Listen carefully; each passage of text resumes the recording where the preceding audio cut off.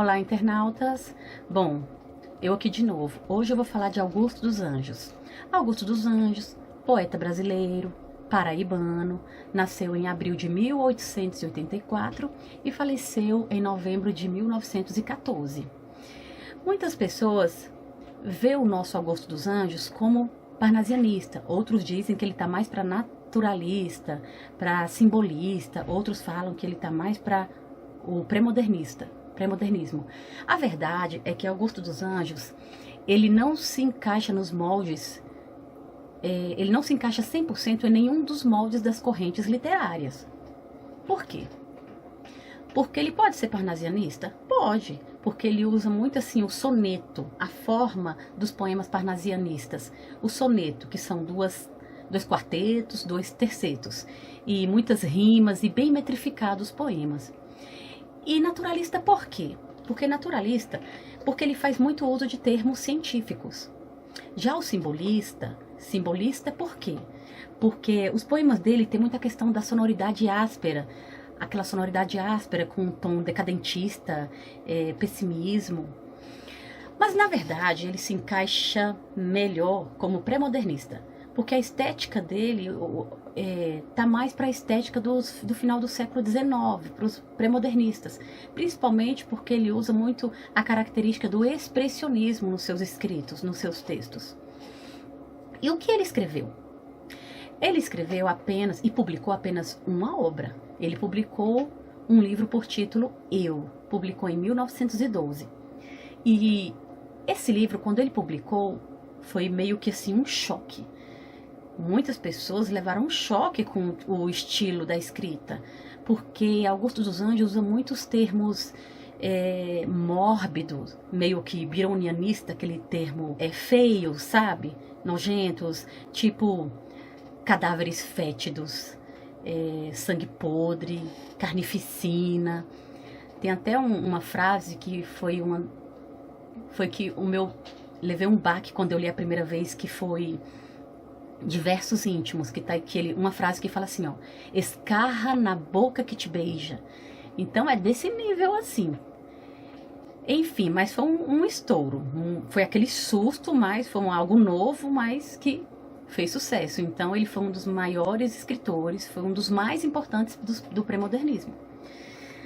Tá, então, na verdade, resumindo, ele tem essa estética como se diz, a dor do existir, a inevitabilidade da morte. Ele faz uso, então, dessa temática onde ele fixa o processo da decomposição de corpos. Inclusive, o poema que eu vou estar falando aqui hoje dele é o poema Psicologia de um Vencido. É um poema que vai estar sendo cobrado esse ano na Obra do Paz. Psicologia de um Vencido. Então, a temática desse poema é justamente, ele vai fixar no processo de decomposição do próprio corpo. Decomposição de um corpo. E esse poema, esse tipo de poema, ele está se referindo ao espiritual? Não, não tem nada de espiritual. Esse poema, ele vai focar apenas na matéria, apenas na decomposição do corpo. Não é que a pessoa vai morrer e vai estar se preparando a alma ou o espírito para outro lugar, não. Ele vai focar apenas no material, não tem nada de espiritual, é apenas a carne. E essa ideia, esse tipo de escrita, esse tipo de raciocínio, essa linha que ele segue, ele é influenciado por um escritor alemão chamado Schopenhauer. Inclusive, esse escritor, na época, estava no auge, bem famoso na época. Então, ele acabou sendo influenciado por esse escritor. É muita coisa para falar, eu não posso... Fiz um esboço aqui para não esquecer. Outra coisa, e essa desesperança na vida de Augusto dos Anjos. Por que essa desesperança, essa forma de escrever? Isso tem muito a ver com o contexto histórico e também tem a ver com a forma de vida, o que ele viveu, o que ele vivenciou. Por exemplo, Augusto dos Anjos, ele era filho de pequenos proprietários rurais e ele viu de perto a família Ele viu de perto a ruína da família. Ele viu de perto a família passar muito aperto. Principalmente por conta da questão da decadência do sistema latifundiário, que foi substituído, o sistema latifundiário que foi substituído por grandes usinas. E isso foi no início do século XX, então ele vivenciou todo esse contexto histórico conturbado e uma vida conturbada. E depois, mais tarde, quando ele se casou, ele passou muito aperto, ele foi morar no Rio de Janeiro e passou muito aperto ali para sustentar a família, a esposa, os filhos. Então foi muito aperto que ele passou. Então tudo isso se refletiu aonde? Tudo isso foi para onde? Nos poemas. Então daí vem todo aquele pessimismo. Agora eu vou falar sobre o poema. Eu vou fazer assim, eu vou lendo estrofe por estrofe e vou explicando. A primeira estrofe. Eu, filho do carbono e do amoníaco, monstro de escuridão e rutilância, sofro desde a epigênese da infância, a influência má dos signos do zodíaco. Bom, antes de explicar essa estrofe, eu quero só dizer que o eu lírico é o próprio poeta, né? O eu lírico é o próprio personagem, aliás. O personagem que é esse eu lírico. E ele vai falar da decomposição do seu corpo. Do início ao fim, ele vai estar narrando a decomposição de um corpo, que é o seu corpo. Então, vamos lá. Por que carbono e amoníaco? Por que ele fala que é filho do carbono e do amoníaco? Porque nós somos todos matéria orgânica. E não temos alma. Ou seja, é porque ele está falando apenas do material, ele não está falando do espiritual. Então, somos todos matéria orgânica. Então, desconsidere aqui a alma, é como se as pessoas não tivessem alma. Ele está falando mesmo do material.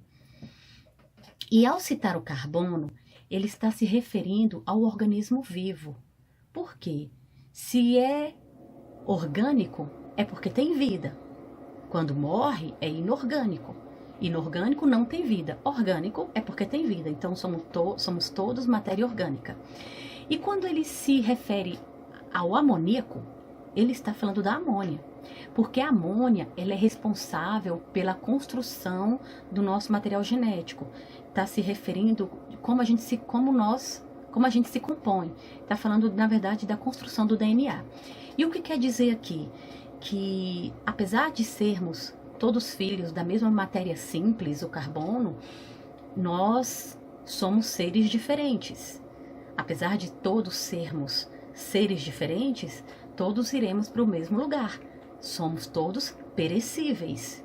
E de orgânico, uma hora vamos nos tornar inorgânicos. Bom, no segundo verso, ele fala de monstro. Ele se auto-intitula como monstro. E ao se intitular como monstro, ele já fala no terceiro verso que sofre. E sofre desde a infância. E é um sofrimento gradativo, que vem sofrendo desde a infância. E no quarto verso, a gente já entende que esse sofrimento, né, ele atinge um patamar universal, né? Ou seja, a influência má dos signos do zodíaco. Ou seja, ele vem sofrendo desde a infância até chegar num estágio em que ele atinge o universal. E isso é tão forte que ele chega a ter como é que fala? A influência negativa dos signos, dos zodíacos, que são 12, né? Os signos são 12, é questão de astrologia. E vamos lá na segunda estrofe. A segunda estrofe.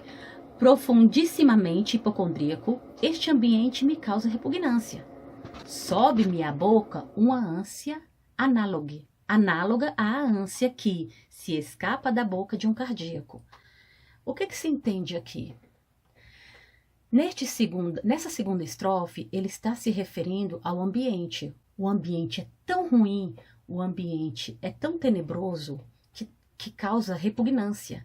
E essa repugnância, ela vem até a boca como uma ânsia, assim comparado como o cardíaco. Por que cardíaco?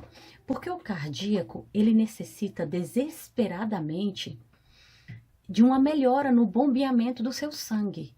E assim como ele necessita desesperadamente de uma melhora no bombeamento do seu sangue, assim também é o desejo dele de sair daquele sofrimento, de sair daquele ambiente triste. E porque é repugnante, é um lugar repugnante que sobe a ânsia até a boca, assim como o cardíaco. E a terceira estrofe? Já o verme, esse operário das ruínas, que o sangue podre das carnificinas come, e a vida, em geral, declara guerra. Na terceira estrofe, fica nítido a presença de um outro personagem, que é o antagonista. É o antagonista, o verme. Ele vai declarar guerra à vida do eu lírico, que é o personagem principal. E esse verme, ele é o operário das ruínas. Fala bem aqui no primeiro verso, operário das ruínas. Porque ele é um parasita. E o verme, ele simboliza o fim. E esse fim, esse verme também, ele se remete ao contexto histórico, ao que há de ruim no contexto histórico. Por exemplo, a gente pode dizer que as indústrias, né, é um verme que explora do trabalhador e acaba causando muitas revoltas sociais no Brasil naquele período. Então esse verme também tem uma ligação aí com o contexto histórico. E esse verme, ele vai declarar mesmo guerra à vida. Ele declara guerra simplesmente à vida. Ele quer o fim da vida. E ele vai lutar e tudo para acabar com a vida. Ele vai comer a carne do eu lírico. E a quarta estrofe, deixa eu ver aqui a quarta estrofe. Anda a espreitar meus olhos para roê-los, e há de deixar-me apenas os cabelos, na frialdade inorgânica da terra. Olha, aqui ele está falando literalmente que vai roer, vai comer a carne. Ou seja, ele observa os olhos e destrói os olhos, vai roer. E ele vai acabar com esse corpo e vai ficar apenas quem? Os cabelos. Por que vai ficar só os cabelos? Apenas os cabelos? Na verdade, os cabelos, ele é constituído por queratina. E a queratina, ela é resistente ao tempo. Vocês não percebem que quando a pessoa morre, que depois de um tempo vai lá, olha o corpo, não tem mais a carne, fica mesmo só os ossos e o cabelo? Porque o cabelo, ele é resistente ao tempo. Isso por conta da queratina. Por isso que ele fala que vai ficar apenas os cabelos. Deixa eu voltar aqui no poema que eu tirei ele do lugar. Isso. Aí ele fala que vai deixar esse cabelo aonde? Na frialdade inorgânica da terra. Por que frialdade inorgânica da terra? Aqui já é o fim do eu lírico. Aqui já é o fim da vida do eu lírico. Inorgânica é porque não tem mais vida, não tem mais carbono, não tem mais carne, só tem os cabelos. Então, como é que se diz? Vai ser deixado na frialdade inorgânica da terra, um ambiente que não tem mais vida, um ambiente sem o orgânico, sem o carbono, sem a carne, sem a vida. E observando aqui esse poema, eu acabei me lembrando de duas coisas. Me lembrei da veracidade daquele versículo bíblico que fala que a pessoa veio do pó e ao pó tornará, né? A pessoa vem e morre e volta para o pó. Do pó vieste, ao pó retornarás. E isso é uma verdade? É, porque a ciência, ela sempre corre lá para descobrir a verdade. E a ciência fez isso. Ela foi lá e descobriu que realmente os 15 elementos químicos que estão no corpo do ser humano estão na Terra. Uma outra coisa que eu me lembrei, estudando aqui sobre os vermes e lendo aqui sobre os vermes, eu me lembrei, gente, de um livro que é uma maravilha, que eu gosto muito de paixão, que é o Memória Póstuma de Brás Cubas, de Machado de Assis. Lembra que quando o narrador é um defunto autor, que ao escrever ele dedica a obra pro verme, que vai comer a sua carne, né? Então, só tô fazendo mesmo um lembrete aí dos vermes lá de Memórias Póstumas de Brás Cubas. Enfim, tá aí esse resumo básico, essa interpretação básica do poema. Espero que vocês tenham gostado. E até a próxima. Se gostaram, curtam. Se quiserem se inscrever no canal, podem estar se inscrevendo, que vocês vão ficar recebendo meus vídeos sobre literatura. Um abraço e beijo no coração.